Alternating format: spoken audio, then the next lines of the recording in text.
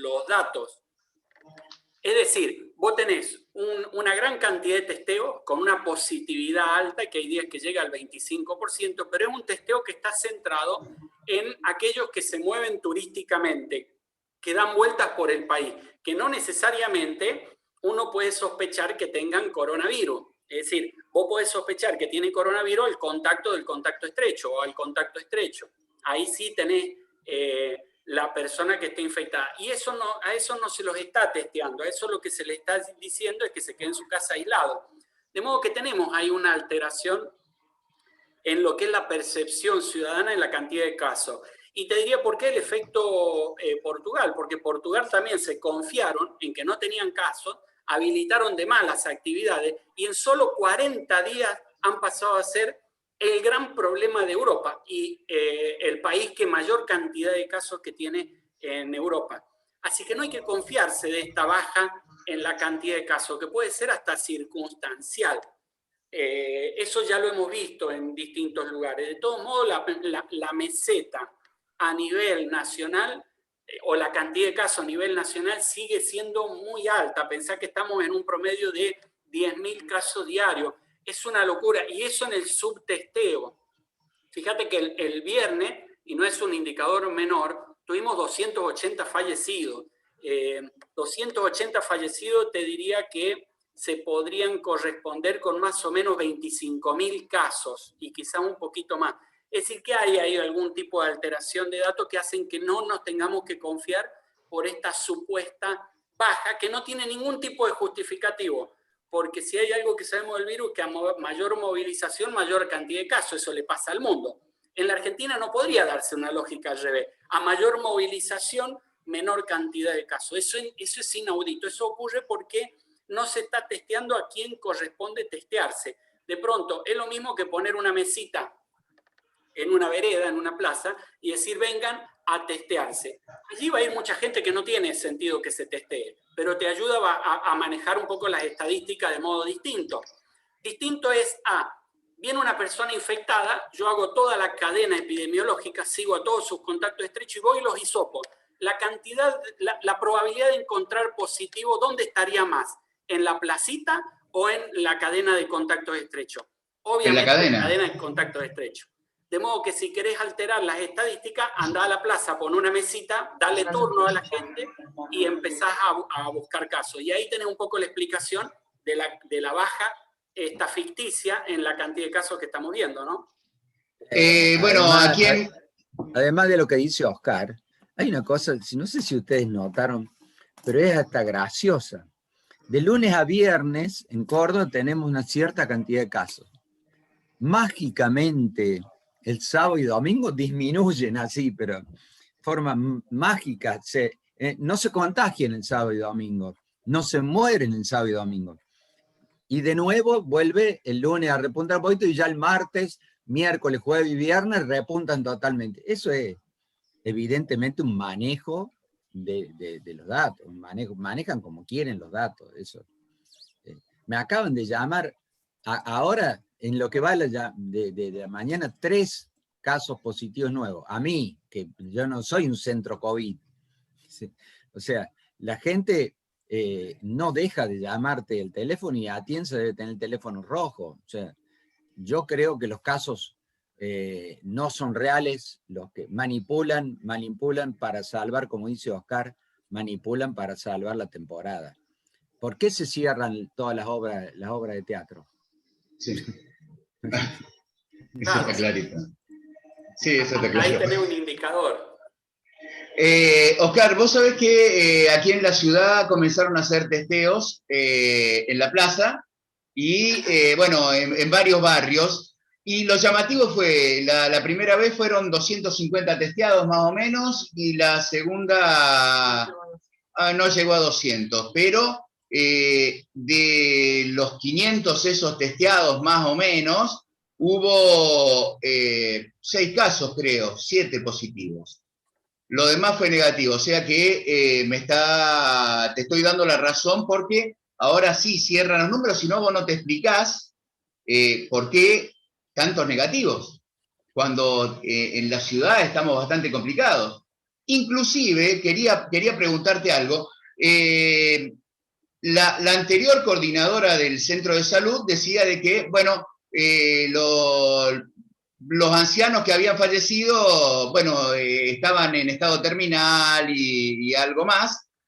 La nueva coordinadora dice de que 18 muertos no llega a la media de fallecidos para una ciudad de 12.000 habitantes. ¿Es así? Mirá, yo creo que hay mucha gente que opina, digamos, hay muchísimos opinadores. Y lo peor de todo es que dentro del ámbito médico hay muchos que opinan sin tener ningún tipo de formación en epidemiología. Digo, primero no se puede subestimar 18 muertes, porque son muchísimas. En realidad uno no tendría que tener ninguna muerte. Digo, vos pensás que Brinkman tiene 18 muertes. ¿Sabés cuántas muertes tiene Formosa, por ejemplo? Tiene 8. Hacé la comparación proporcional en cantidad de habitantes y te va a dar que lo de Brinkman es un escándalo. Es decir, tener el doble de fallecidos que lo que tiene una provincia, la verdad que es un escándalo. Pero si no lo puedes comparar también, si no quieren compararlo con Formosa, lo comparemos con Misiones, con Catamarca. Y te puedo asegurar que la zona de ustedes tiene más fallecidos por cada 100.000 habitantes que más de una provincia. De modo que eso no hay que subestimarlo. Y eso de que los viejitos, ya lo habíamos tratado en algún momento, de hecho le habíamos contestado ahí a la doctora, que no porque una persona esté en estado terminal tenga que morir sí o sí de COVID o esté bien que muera de COVID, no. Estaría bien que muera de su enfermedad, digo, de la enfermedad terminal que le está matando, porque si la termina matando el COVID es una muerte prematura, una muerte que no tendría que haber ocurrido en ese momento. Entonces se lo sigue subestimando al coronavirus. Y eso es peligroso, pero ese tipo de mensajes lo tienen muchísimos colegas y gente del equipo de salud, que sin tener mucho, con Peca renegamos mucho por ahí en las redes sociales, de colegas que intentan defender lo indefendible, ¿no? Pero bueno, esto es así. Yo me he formado en esto, yo entiendo de este tema y te puedo explicar. Y mira, sin querer me metí en el tema de la mesita de ahí, de la plaza. Pero vos fíjate qué tema serio, ¿no? No sé cuántos habitantes tiene Brinkman. 12.000. 12.000. Bueno, fíjate que testearon 500 y encontraron 5 o 6 casos. Es más o menos, eso sería el 1%, si no me equivoco. Bien. Claro. Claro. Si hubieran testeado los 12.000, ¿cuántos casos hubieran sacado? El 1% hubiera sido 120 casos.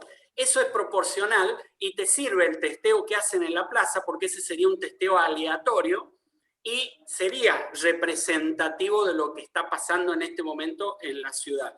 Es decir, que vos si lo extrapolás al total de la población, vos deberías pensar que deberías tener por lo menos 100 casos positivos en el día.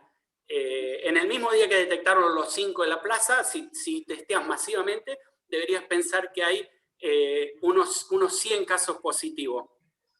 De modo que se empieza a dar esta lógica del tema de los asintomáticos, que más o menos el 80% de las personas sería asintomática, un 15% oligosintomático y el 5% lo que terminamos detectando. Así es que esa sería la relación exacta de lo que está pasando ahí en Brinkman. Carlos, vos que haces bioética, ¿qué opinas?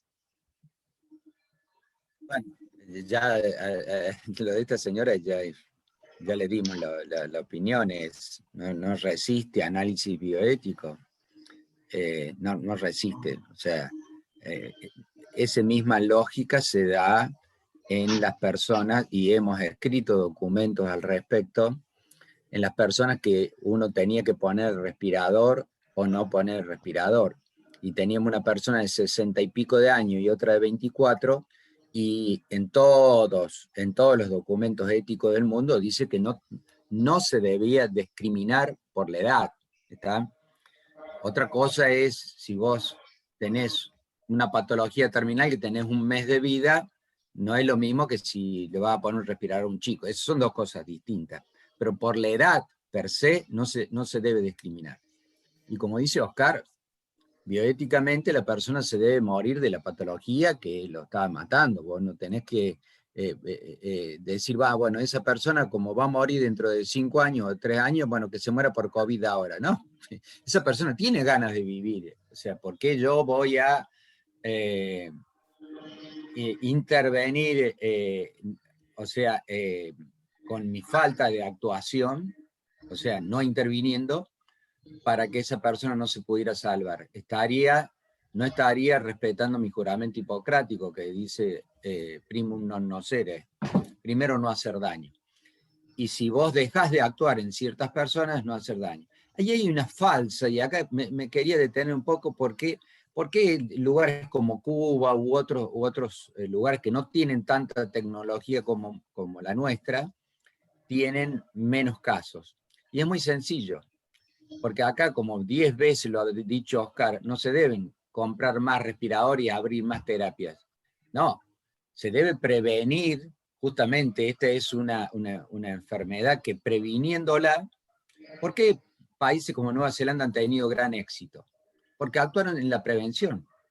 En Nueva Zelanda no va a haber que metieron 10.000 camas nuevas de terapia intensiva. No, hicieron una cuarentena estricta, y después cuando vino la segunda ola hicieron otra cuarentena estricta. Así sea, son cuarentenas cortas pero estrictas. Acá nunca se hizo, salvo el primer mes, una cuarentena estricta.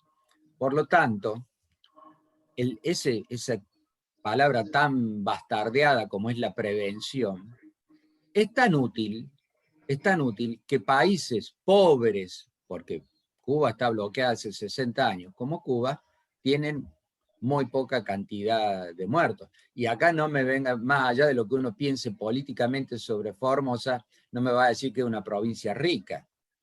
Quiere decir que Formosa, lo critique, sea criticable o no, de cómo, pero previnieron.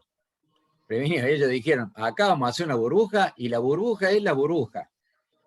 Y yo les preguntaría al resto del país que tuvo que dar vuelta atrás con actividades, ¿quién tuvo más éxito económico? No de salud es obvio, porque tienen 8 muertos en todo lo que va, que en el país hay casi 50.000 muertos. 8 muertos en una provincia, es bajísimo.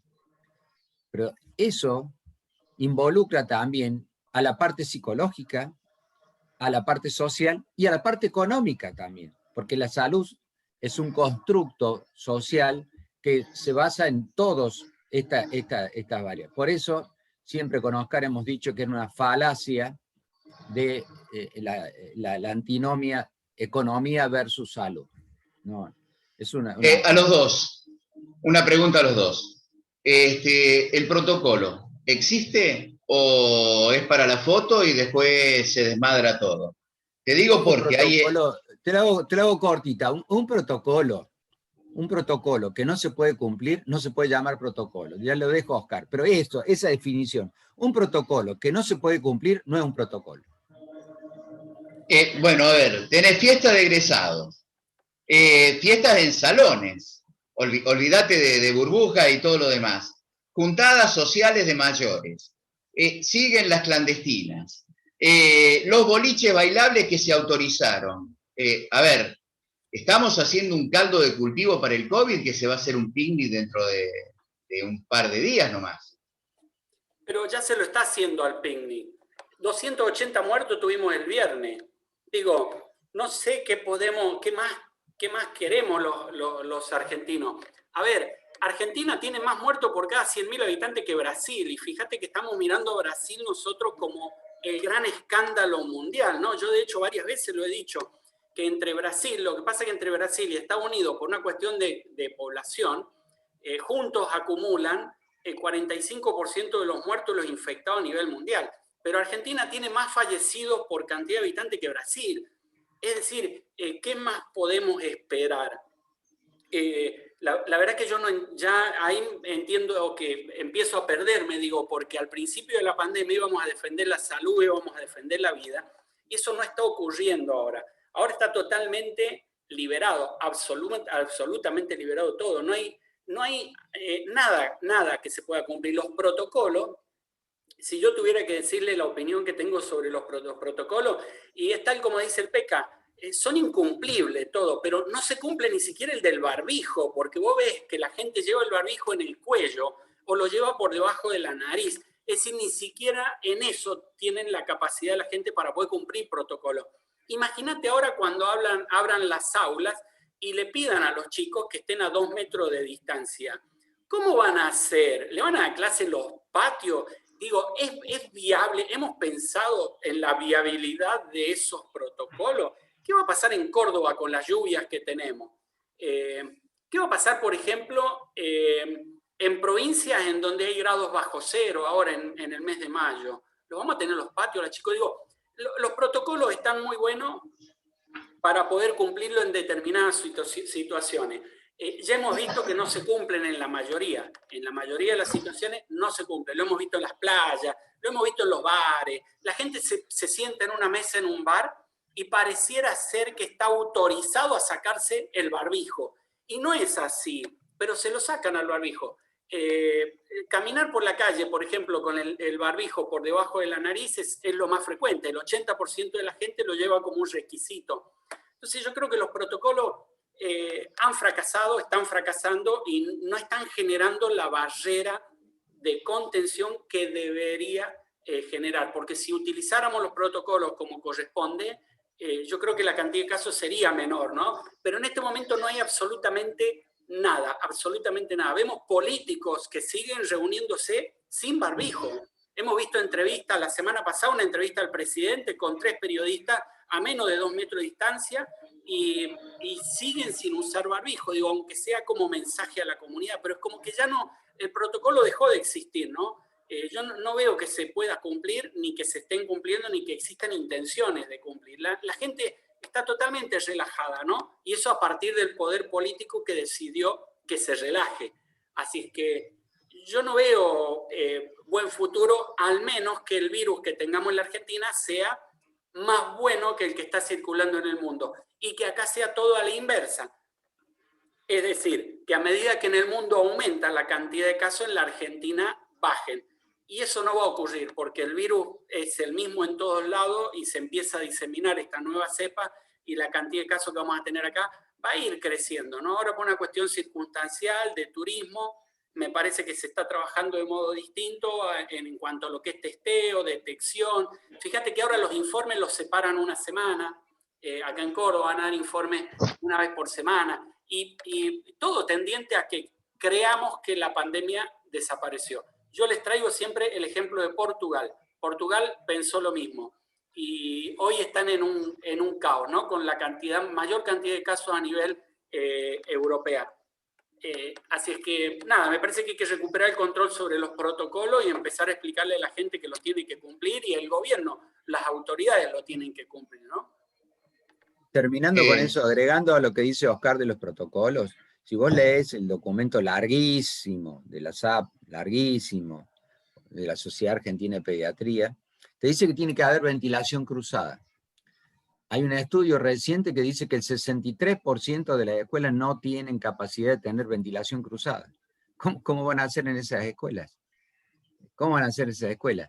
Nada dice el protocolo de la SAP de los transportes urbanos. Si vos entras a cualquier transporte urbano de la ciudad de Córdoba, va la gente parada. ¿De qué protocolo hablamos? ¿De qué protocolo hablamos? No. Están apiñados en el transporte urbano. Y los transportes escolares, ¿cómo van a hacer? ¿Van a trasladar 12 personas en un transporte escolar? ¿O van a trasladar 2, después van a volver a buscar otros 2 y van a volver y buscar otros 2 con el gasto tremendo que eso significa? Cuando un transporte escolar lleve un alumno a la escuela A y después lleve otro alumno a la escuela B y después lleve otro a y salga un caso positivo, ¿se van a cerrar las 3 escuelas? ¿Cómo se va a saber en dónde se contagió ese alumno? O sea, hay cuestiones que son ya, ¿no? Son de sentido común. Yo creo que hasta doña Rosa, doña Juana puede entender esto que estamos hablando. Y lo estamos hablando así, tan sencillo, como para que lo entiendan. Insisto con el concepto que empecé. un protocolo que no se puede cumplir no es un protocolo. Oscar, bueno, los viajes de egresados, ¿son convenientes hoy o directamente no? Porque viajan un montón de pibes ahí. Bueno, mirá, ahí tenés un claro ejemplo de lo que es juntar estudiantes, ¿no? ¿Cuántos casos de viaje de egresado hemos tenido que han vuelto todos infectados? Prácticamente todos los viajes les pasa lo mismo. Siempre hay 1, 2, 3 o todos. Este fin de semana tuvimos nuevamente un contingente en donde todos los estudiantes se vieron afectados. Así es que no es viable porque, digo, no lo digo yo, lo está diciendo la misma estadística, lo que vemos en las noticias todos los días, de los contingentes de jubilados. Por ejemplo, un contingente de jubilados que vino de Mendoza, creo que fue a Córdoba, y todos infectados.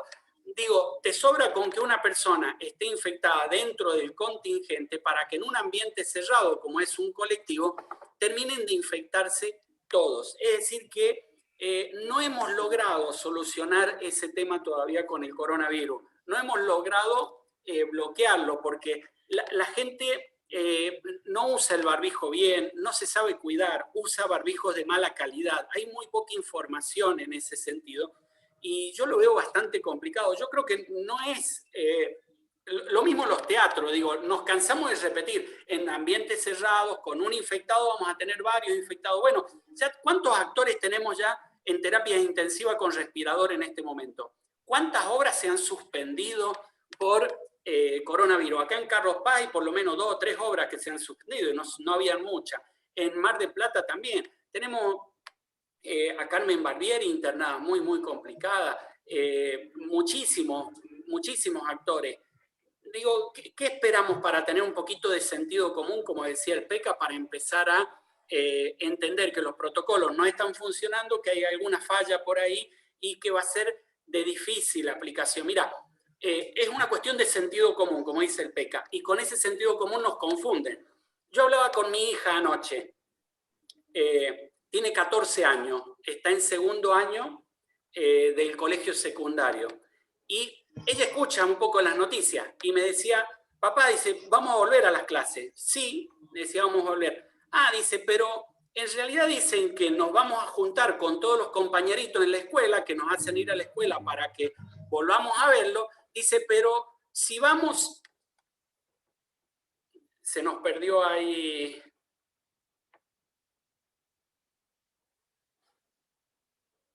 Vamos a esperar que se vuelvan a conectar.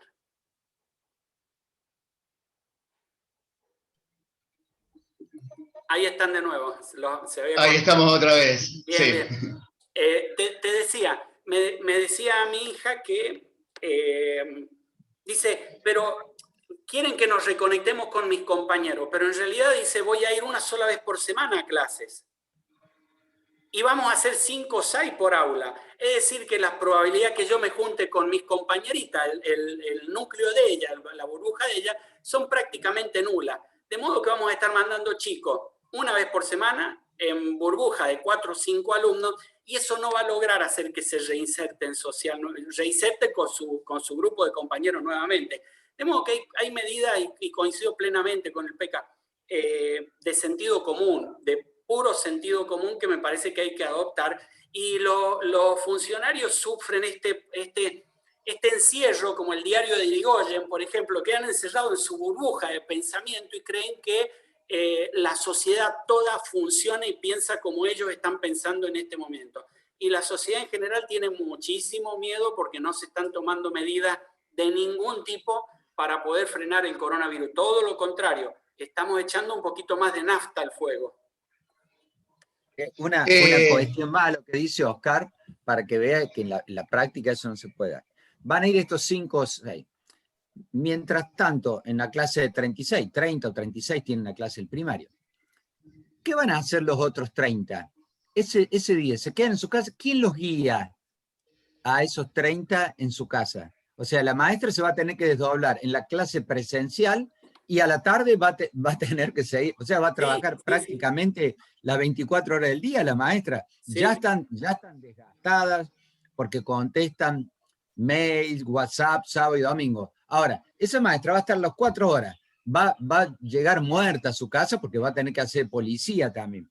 Pero a la tarde, ¿qué hace? ¿Le da clase a esos 30 que no fueran? ¿Cómo hace? ¿O da 7 veces la misma clase? ¿La repite 7 veces a la misma clase? Es una cosa inviable, es una cosa que no resiste análisis. ¿Y si se enferma? ¿Y si la maestra se enferma? No se han nombrado suplentes, no hay quien reemplace. ¿Cómo van a hacer? ¿Va a haber otra vez alumnos sin clases? No, Si no tienen docentes. Hay algo peor, porque hay muchas de esas maestras que tienen comorbilidades, léase hipertensión, diabetes, obesidad mórbida. Esas maestras directamente no van a poder concurrir. Directamente no van a poder concurrir. La maestra que esté embarazada, por supuesto, no va a poder concurrir porque tiene su licencia por embarazo. Entonces, sumás esa, más la maestra que se enferme, pero también sumale otra cuestión psicológica que tanto habla la SAP de la cuestión psicológica, que es cómo va a quedar un chico en su psicología si sabe que llevó el virus de la escuela a su casa y contagió a su abuelo o a su tía que tenía obesidad y a esta tía le pasó algo grave. ¿Cómo va a quedar la psiquis de ese chico? ¿Han pensado eso? Por último, en la parte legal, vamos a hablar quizás con Claudio Oroz el día viernes. ¿Quién va a tener la responsabilidad si pasara algo? ¿La maestra? ¿La directora de la escuela? ¿El Estado? ¿La familia? ¿Quién se va a hacer responsable? La maestra, Peca, te lo respondo ya. La maestra, así como fue el médico el responsable en la primer parte de la pandemia, la provincia va a decir la maestra fue la irresponsable, porque no van a dudar en culparlo. Digo, ya no lo dudaron, tenemos el caso de Figueroa, quedó imputado, no puede salir en los medios, no puede hablar, no puede decir nada ese médico, quedó anulado. ¿Qué hicieron los gobiernos al principio de la pandemia? Imputaron a los médicos. ¿A quién van a imputar ahora? A las maestras, porque es a ella a quien van a culpar, ¿no? Y las directoras también van a quedar imputadas. No te va a quedar imputado ahí un ministro porque ellos están por encima de todo esto. Así es que, pobres maestras, lo que les espera. Es gravísimo. ¿Cómo tomo el adelanto ese, Pecas, de Claudio Oroz? ¿El viernes se puede hacer un Zoom y charlar un poco con el doctor? Lo estamos charlando con Oscar, fue idea de Oscar, de hacer un Zoom con Claudio, con quizás Mónica Lungo, que es una referente en la educación aquí en Córdoba, quizás con algún científico del CONICET, que han emitido un documento muy importante. No sé vos, Oscar, si se me está escapando alguien. Sí, la idea es vamos a hacer uno de estos vivos que hacemos normalmente, tipo 7, 8 de la tarde. Vamos a llamar especialistas en el tema para que nos ayuden a hablar un poco o a ver desde las distintas perspectivas legales, académicas, económicas, lo que podría significar un intento fallido del regreso a la presencialidad. Entonces, estamos trabajando en eso, viendo a ver si este viernes podemos hacer este vivo.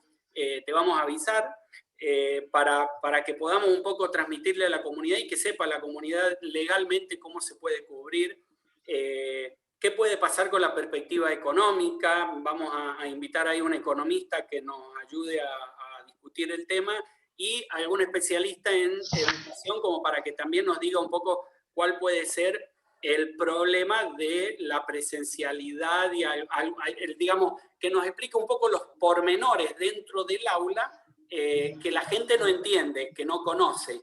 Entonces, a partir de conocer esos detalles, vamos a tener un poco mejor o más claro el panorama como para poder entender lo que se nos viene. Así que estamos trabajando en ese vivo para el día viernes, calculo que va a ser tipo 7 de la tarde que lo estaremos haciendo. Esperemos primero poder hacer converger a todos en el mismo horario, así que calculo que mañana lo vamos a estar comunicando. Oscar, bueno, hoy es lunes, es el día de tu micro, el viernes es el día del micro de Carlos. Nos podemos poner de acuerdo para el viernes entonces ya nosotros tres, y si podemos conseguir algún invitado que tengan ustedes, estaría buenísimo. Bárbaro, no hay problema. Carlos, para ir finalizando, para los dos es la pregunta, El barbijo quirúrgico hoy es esencial, pero estaba viendo una nota que estabas haciendo hace un ratito para Canal 8, donde decías de que ya hay que empezar a pensar en la máscara, ¿no?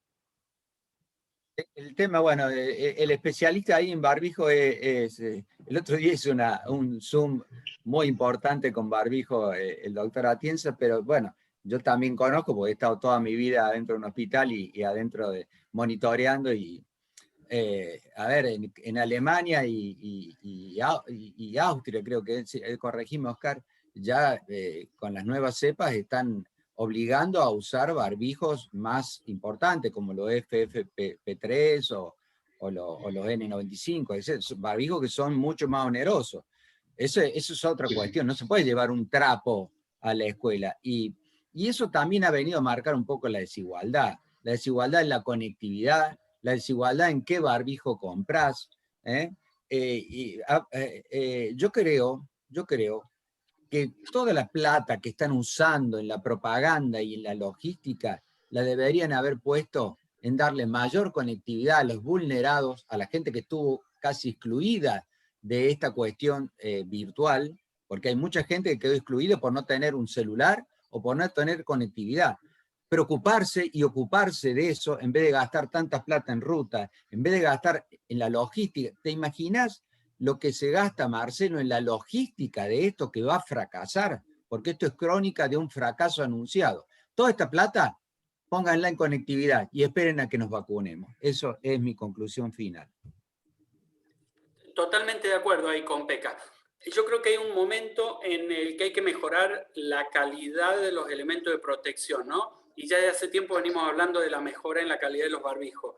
Yo creo que ya no se puede salir a la calle con un barbijo, con un tapaboca, digo, un barbijo de tela. Eso ya está prohibido. En Estados Unidos se sumó esta semana la prohibición. Sí o sí hay que salir a la calle con barbijos de calidad. N95 como mínimo Estados Unidos, Alemania y Austria. Y se van a seguir sumando los países en esta movida, porque el N95 no se te cae de la nariz, queda anclado en la fosa, en la nariz, queda ahí anclado, entonces no se te cae. Además, como es bien anatómico, se adapta muy bien a la zona digamos, a la nariz y a la boca, se ajusta perfectamente. De modo que me parece que es el salto de calidad que se viene y no sé qué está esperando el gobierno argentino para empezar a exigirlo, ¿no? Que al menos mayoritariamente, porque es como dice el PECA, acá es donde se marcan las desigualdades, pero al menos que el que pueda, la persona que pueda, que use barbijos de mejor calidad. Eso va a terminar protegiendo indirectamente al resto que quizás no lo pueda comprar y empezar a gastar en lugar de tanta ruta, como dice PECA, y ahorremos unos pesitos y le compremos y empecemos a repartir barbijos de calidad en todas las esquinas de la Argentina, como para que la gente tenga por lo menos un barbijo quirúrgico. Yo los compro a 4 por 100 pesos, digo, y te sirven, la gente lo puede usar 4 o 5 días. Se me van a enojar muchos colegas que van a decir son descartables. Bueno, el de tela también es descartable y la mayor parte de la gente los usa mucho tiempo y ni siquiera los lava. Así es que con dejarlos ventilar ahí un buen tiempo, yo creo que es suficiente. Lo puedo usar 3 o 4 días, de modo que se puede gastar 100 pesos por mes. No es plata. Y el Estado me parece que tendría que estar invirtiendo estos millones, o haber gastado unos cuantos millones y promover el uso del barbijo del CONICET, por ejemplo, que ahora se va a producir a través de cooperativa y va a ser mucho más barato de lo que costaba antes. Así que ahí tienen una gran obra para hacer, ¿no? Me parece excelente la idea del PECA. Hagan una ruta menos y protejan un poquito más a la gente. Bueno, buenos días, doctor Oscar y doctor Peca Soriano. Bien. Hola, Miriam. ¿Cómo les va? Los escuché atentamente y bueno, en primer lugar agradecerles este espacio como cada semana, porque ustedes no se imaginan la audiencia que tienen en nuestra región. Ya podemos hablar de región, porque son los que nos están cuidando y qué mejor a través de un medio radial, porque sabemos que es el medio que llega a todos los hogares, oficinas, por más que no se escuche la radio cuando nosotros vamos a lugares públicos, pero sí sabemos que Mística está y se escucha, y el nivel de audiencia, gracias a los columnistas que tenemos cada semana. Ayer valorábamos eso con Marcelo, ¿no? Cada día, Marcelo a quienes entrevista. Los lunes ya sabemos que es el tema de la salud, y están todos atentos. Cuando no llega a salir por algún motivo, empieza el WhatsApp al rojo vivo, ¿no? A preguntarnos por qué no están saliendo. Me interesó mucho este tema del barbijo, que sigamos insistiendo, porque yo lo veo y lo vivo a diario. Se usa el barbijo de tela, el que tiene el dibujito que te hace diferente o que marca tu empresa, todos de telas. Se ven muy pocos los que salimos con el barbijo quirúrgico. Parecemos extraterrestres cuando salimos con Marcelo a caminar. Nos miran, vos te das cuenta, cuesta hacer entender que lo usen. El viernes a la tarde pasábamos frente a un club y los jóvenes salían de hacer deporte sin barbijo y nos pasaban. Nosotros nos habíamos sentado a tomar agua